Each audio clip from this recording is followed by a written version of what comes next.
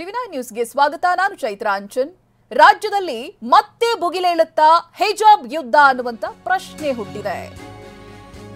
ರಾಜ್ಯದಲ್ಲಿ ಮತ್ತೆ ಹಿಜಾಬ್ ಯುದ್ಧ ಭುಗಿಲೇಳುತ್ತಾ ಹಿಜಾಬ್ ನಿಷೇಧ ಆದೇಶವನ್ನ ವಾಪಸ್ ಪಡೆಯುವುದಕ್ಕೆ ಸರ್ಕಾರ ಸಜ್ಜಾಗ್ತಾ ಇದೆಯಾ? ಮುಖ್ಯಮಂತ್ರಿ ಸಿದ್ದರಾಮಯ್ಯ ಮಹತ್ವದ ಘೋಷಣೆ. ಲೋಕಸಭೆ ಚುನಾವಣೆ ಹೊಸ್ತಿಲಲ್ಲೇ ಹೊಸ ವಿವಾದ ಹುಟ್ಟಿಕೊಳ್ತಾ ಇದೆ. ಕಾಂಗ್ರೆಸ್ ಸರ್ಕಾರದ ವಿರುದ್ಧ ಬಿಜೆಪಿ ರೋಷಾವೇಶ. ಇನ್ನು ಸಿಎಂ ಸಿದ್ದರಾಮಯ್ಯ ವಿರುದ್ಧ ಬಿಜೆಪಿ ಟ್ವೀಟ್ ಅಸ್ತ್ರವನ್ನ ಪ್ರಯೋಗಿಸಿದೆ. ವಿಷ ಬೀಜ ಬಿತ್ತೋದೆ ಮಜಾವಾದಿ ಸಿದ್ದರಾಮಯ್ಯ.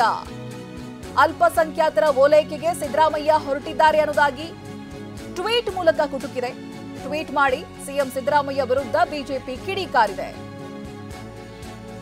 ಇನ್ನು ಕೇಸರಿ ಶಾಲೆಗೆ ಅವಕಾಶವನ್ನ ನೀಡೋದಕ್ಕೆ ಹಿಂದೂ ಸಂಘಟನೆ ಪಟ್ಟು ಹಿಡಿದಿರೋದು.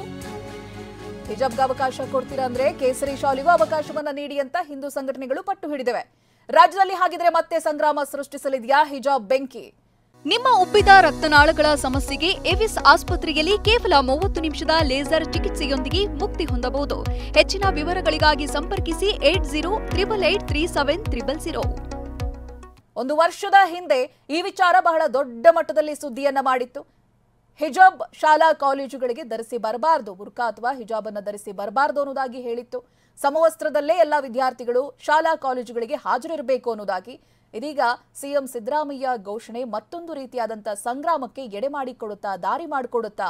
ಹಿಜಾಬ್ ನಿಷೇಧ ಏನ್ ಮಾಡಿದ್ರು ಅದನ್ನ ವಾಪಸ್ ಪಡಿತೀವಿ ಅಂತ ಹೇಳಿದ್ರೆ ಹಿಜಾಬ್ ಅನ್ನ ಧರಿಸಿ ಶಾಲಾ ಕಾಲೇಜುಗಳಿಗೆ ಹೋಗೋದಕ್ಕೆ ಅವಕಾಶ ಮಾಡಿಕೊಳ್ಳುವ ಮೂಲಕವಾಗಿ ಮತ್ತೊಂದು ದಂಗಲ್ ನಡೆಯುತ್ತಾ ಅನ್ನೋದು ಪ್ರಶ್ನೆಯಾಗಿದೆ. ಅದು ವಾಪಸ್ ತಗೊಂಡ್ಬಿಡ್ತೀವಿ. ಈಗೇನು ಹಿಜಾಬ್ ಇಲ್ಲ, ಈಗ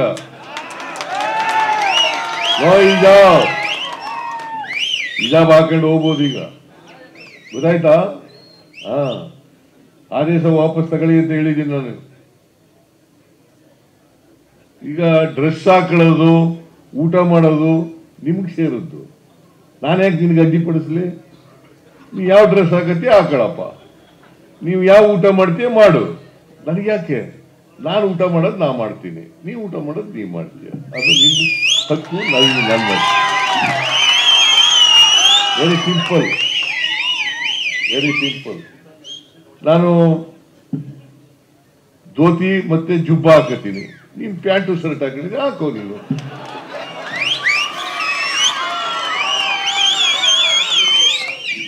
ಅಲ್ವಾ? ತಪ್ಪೇನಿದೆ ಇದರಲ್ಲಿ? ತಪ್ಪೇನಿದೆ? ಅದಕ್ಕೆ ಓಟ್ಗೋಸ್ಕರ ರಾಜಕೀಯ ಮಾಡಬಾರ್ದು. ಓಟ್ಗೋಸ್ಕರ ರಾಜಕೀಯ ಮಾಡಬಾರ್ದು. ನಾವು ಓಟ್ಗೋಸ್ಕರ ರಾಜಕೀಯ ಮಾಡಲ್ಲ. ಈ ಸಮಾಜದಲ್ಲಿರ್ತಕ್ಕಂಥ ಬಡವರು, ದಲಿತರು, ಹಿಂದುಳಿದವರು, ಅಲ್ಪಸಂಖ್ಯಾತರು ಅವ್ರಿಗೆ ನ್ಯಾಯ ಕೊಡ್ಲಿಕ್ಕೋಸ್ಕರವಾಗಿ ನಮ್ಮ ಸರ್ಕಾರ ಕೆಲಸ ಮಾಡ್ತದೆ.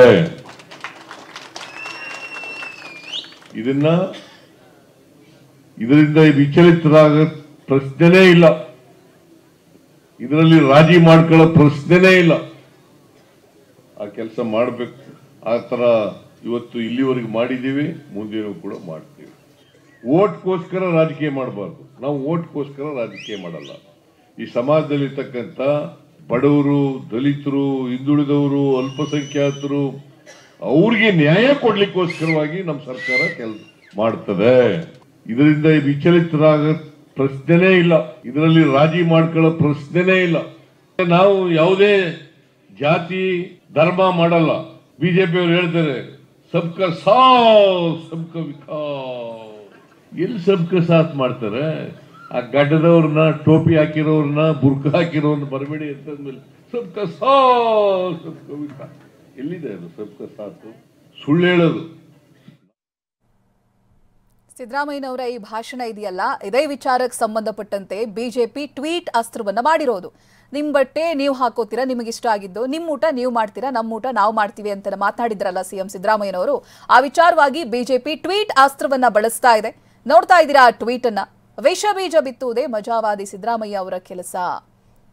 ಅಲ್ಪಸಂಖ್ಯಾತರನ್ನ ಓಲೈಕೆ ಮಾಡೋದಕ್ಕೆ, ವೋಟ್ ಬ್ಯಾಂಕ್ಗಾಗಿ ಸಿದ್ದರಾಮಯ್ಯ ಅವರು ಸಂವಿಧಾನವನ್ನೇ ತಿದ್ದುಪಡಿಸೋದಕ್ಕೆ ಹೊರಟಿದ್ದಾರೆ. ಮುಂದಿನ ದಿನಗಳಲ್ಲಿ ಇದಕ್ಕೆ ಜನರೇ ತಕ್ಕ ಪಾಠ ಕಲಿಸ್ತಾರೆ ಅನ್ನೋದಾಗಿ ದೊಡ್ಡದಾಗಿ ಟ್ವೀಟ್ ಅನ್ನು ಮಾಡಿದೆ ಬಿಜೆಪಿ.